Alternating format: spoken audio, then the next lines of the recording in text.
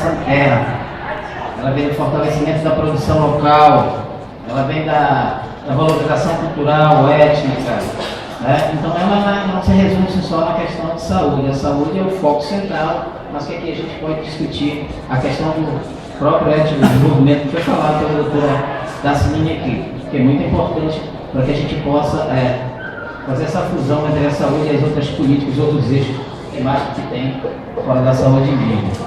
A conferência, na verdade, ela se resume em propostas da comunidade local para a distrital e, consecutivamente, para a Conferência Nacional.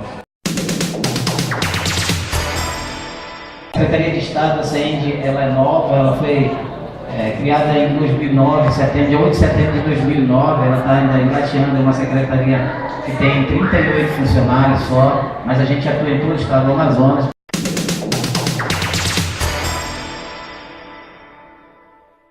Curso de formação de técnico e enfermagem, nós já temos mais de 20 cursos instalados no estado do Amazonas. Já teve turmas que formaram, em Altazes foi a primeira turma que formou de indígenas de técnico e enfermagem.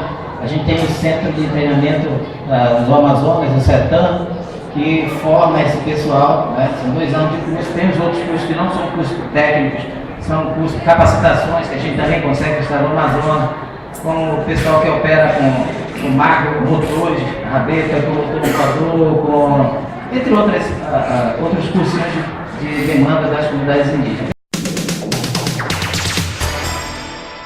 As equipes de saúde também, eles têm um entrave no trabalho relacionado a